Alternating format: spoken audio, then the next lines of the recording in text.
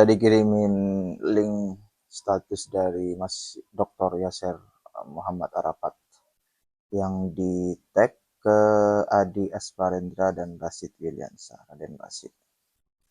Saya bacakan ya. Nanti di sini bukan banyak sih. Ya ada beberapa poin yang mau saya bahas singkat. Kamis 6 November 2025, kami didapuk oleh Trahamengkubuanan dan Panitia Seminar Nasional Ilmu Sejarah Fisip UNY untuk berbicara tentang tema KRT Sumodiningrat di Keraton Yogyakarta, Identitas, Sejarah, dan Kiprah. Jadi, yang kira-kira ya, yang mengadakan acara ini itu Trahamengkubuanan dan Panitia Seminar Nasional langsung dari Ilmu Sejarah Fisip UNY. Di forum ilmiah ini, kami akan membicarakan sosok Kartini Sumodiningrat dengan menyandarkan diri pada beberapa sumber-sumber sejarah penting dan sezaman dengan peristiwa. 1. Serat Salasilah para leluhur Inka dan Nurejan merupakan salah satu kitab induk yang menyebut data anak turun bangsa Mataram Islam di Yogyakarta. Naskah ini disalin lengkapi dengan nama-nama tokoh terupdate terakhir pada 1899. Lalu dilatinkan pada 1932. Hingga saat ini, naskah ini menjadi salah satu rujukan dalam pengecekan silsilah anak turun bangsa Mataram Islam, terutama dari jalur Hamengkubuanan. Di sana tercatat identitas KRT Sumodiningrat beserta leluhurnya hingga anaknya. 2. Serat Silsilah Pujangga Hartati. Naskah ini tidak jauh berbeda dengan Serat Salasilah. Bedanya, ia dipakai di Kasunanan Surakarta Hadiningrat. Di sana tercatat identitas KRT Sumodiningrat beserta leluhurnya hingga anaknya. Jadi kalau Serat Salasilah itu di Keraton Jogja, maka Serat Silsilah Pujangga Hartati ini dari Kasunanan Surakarta Hadiningrat. 3. Babat Sepei. Manuskrip ini mulai ditulis pada Selasa 20 Rabiul Awal 1228 Hijriah tahun Ehe atau bertepatan dengan 23 Maret 1813 Masehi atau hanya kurang dari setahun setelah geger Sepehi. Dapat dibayangkan betapa validnya manuskrip ini untuk dirujuk dalam menceritakan sosok KRT Sumodiningrat. Manuskrip yang telah dialih aksarakan, diterjemahkan dan dikaji ini adalah karya sejarah yang ditulis oleh Pangeran Mangkudiningrat dalam kurung 1778 sampai 1824. Ia adalah anak Sultan Hamengkubuwono II yang terlibat langsung berperang di tengah-tengah pertempuran geger Sepehi 18 sampai 20 Juni 1812. Tercatat di sana bahwa ia tertembak atau terkena serpihan meriam. Ia ikut diasingkan ke Penang bersama ayahnya, Sultan Hamengkubuwono II dan beberapa putranya lain. Di Penang, ia mencatat sang sultan bertemu dengan siapa saja, jabatannya apa, dan orang beretnis apa, termasuk mencatat nama orang-orang dari keluarga Ba'alawi dan orang Inggris yang bertemu dengan Sultan HB II. Nah, itu bagi saya menarik. Berarti ada catatan orang-orang dari keluarga Ba'alawi itu siapa saja. Mungkin namanya juga tercatat ya. Dan kepentingannya apa mungkin juga tercatat. Itu menarik. 4. Babat Panular. Dikenal pula dengan istilah babat ngengreng. Babat ini selesai ditulis pada 16 Mei 1816 Masehi atau sekitar 4 tahun setelah Perang Sepehi. Pangeran Arya Panular dalam kurung 1771 sampai 1826 adalah putra Sultan Hamengkubuwono I yang menjadi penasehat, sekaligus mertua Sultan Hamengkubuwono III. Ia menuliskan kesaksiannya di tengah-tengah peristiwa Perang Sepehi. 5. Arsip-arsip sejarah berupa koran kolonial yang diterbitkan 2 bulan setelah peristiwa geger Sepehi, arsip-arsip tulisan tangan Keraton Yogyakarta, terutama yang telah dialih aksarakan, serta kajian ilmiah tentang historiografi geger Sepehi. Silakan datang dengan terlebih dulu mendaftar di nomor tercantum. Nomor tercantumnya ada di flyer ya. Teman-teman yang mau datang silakan mendaftar terlebih dahulu. Karena kuota ruangan terbatas. Mari membicarakan sejarah bersama para sejarawan, akademisi, peneliti, Trah KRT Sumodiningrat. Jadi Trah KRT Sumodiningrat juga akan hadir. Kemudian yang hadir juga Trah Kiai Wonokrio, Trah KRT Jayaningrat, Trah Hamengkubuwonan secara umum, Dinas Kebudayaan Seprovinsi DI Yogyakarta. Itu hadir juga. Dinas Kebudayaan Seprovinsi DI Yogyakarta. Balai Pelestarian Kebudayaan dalam kurung BPKX atau 10, Bupati Kabupaten Bantul dalam konfirmasi dan staf ahli, dan terutama utusan Keraton Yogyakarta. Jadi ada utusan Keraton Yogyakarta nanti. Oh iya, live streaming YouTube kata panitia akan menyusul diumumkan. Jadi nanti rencananya akan ada live streaming di YouTube. Jadi teman-teman yang tidak bisa hadir di lokasi, mungkin karena jarak geografis, bisa mengikuti live streamingnya di YouTube. Panjang umur, ilmu pengetahuan, dan kebenaran. Amin. Nah itu kira-kira ya formasi dari yang akan hadir di seminar nasional KRT Sumodiningrat di Keraton Yogyakarta.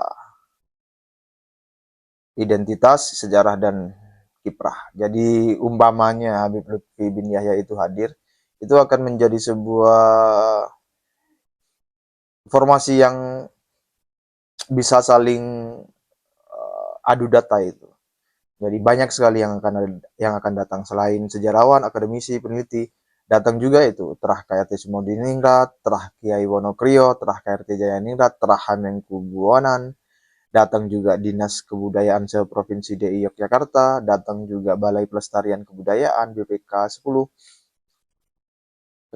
Kemudian datang juga utusan Keraton Yogyakarta. Jadi kan kalau Lutfi bin Yahya atau budaknya datang itu bisa tuh langsung berdialog, berdiskusi, beradu data dengan seluruh yang hadir itu.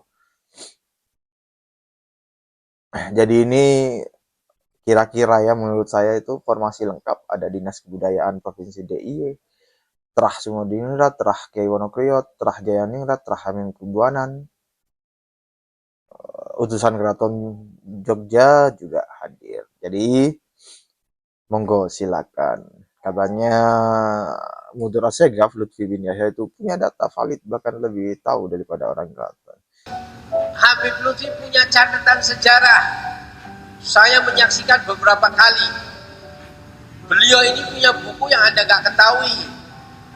Buku-buku keraton, baik di keraton secara batin spiritual beliau kuat, secara keilmuan, Mbak. Nah, ada pun konflik ya silakan konflik, yang penting belum perlu dibuktikan secara keilmuan. Di samping keilmuan secara rohanianya, keilmuan data konkret secara bukunya juga ada valid, dan itu harus diadap. Berani enggak? Kenapa berani ngomong? Karena belum pernah menghadap kepada beliau. Nanti kalau sudah menghadap, kita tahu dalam bukunya ada, baru dia dilomok. Punya referensi. Lo yang bisa masuk perpustakaan inti Keraton Cirebon, Keraton Jogja itu Habib Lutfi. Mereka tidak bisa. Bahkan Yun Sewu, Habib Lutfi lebih tahu dari orang keraton itu sendiri.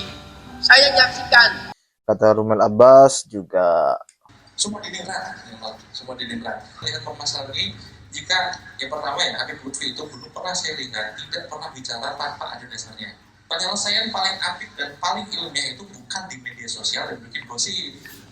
Itu yang tidak saya sukai dari konflik ini adalah membuat statement dan itu diunggah di media sosial.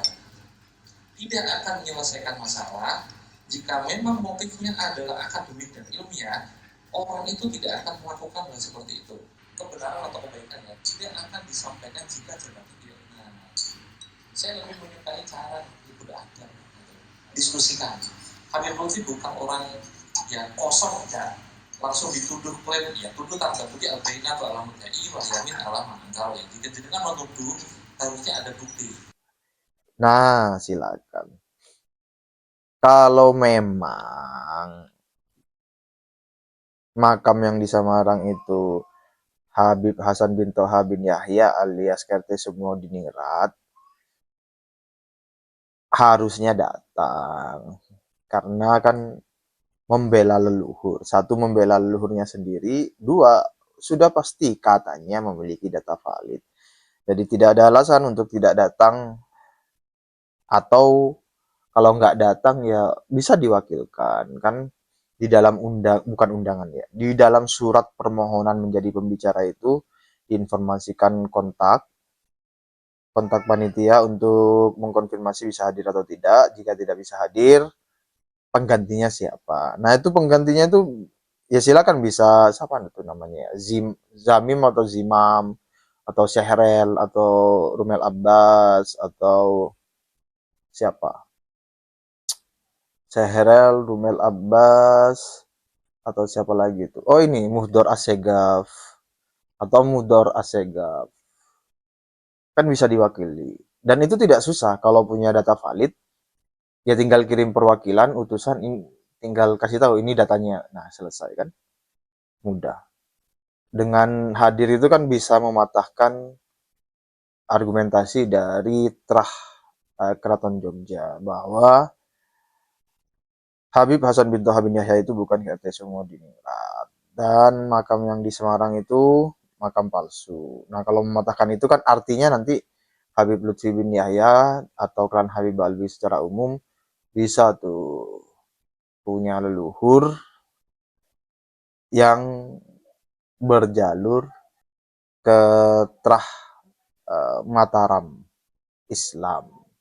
Sehingga nanti rencana-rencana klandestin Balwisasi Yamanisasi selanjutnya tuh bisa lancar untuk umpamanya ya mengkudeta Keraton Jogja secara halus, subversif, halus. Nah, itu bisa dilaksanakan itu. Kalau datang kemudian bisa membuktikan. Ya meskipun Lutfi bin Yahya tidak datang atau tidak mewakili, tidak mengirim perwakilan, ya insya Allah seminar ini akan tetap jalan. Ya mudah-mudahan tidak diintervensi lagi, dibatalkan seperti di UIN Wali Songo Semarang. Tapi kemungkinannya kecil sih. Seminar ini bisa diintervensi oleh pihak-pihak aparat tertentu yang digerakkan oleh tokoh-tokoh tertentu yang berpihak kepada klan Habib Bali. Nampaknya susah. Karena ini urusannya sudah dengan eksistensi identitas Keraton Yogyakarta. Ya kalau diintervensi ya bagus juga. Itu akan memperuncing lagi situasi dan mengekskalasi situasi. Ya, sama-sama bagus lah menurut saya ya. Terima kasih. Assalamualaikum warahmatullahi wabarakatuh.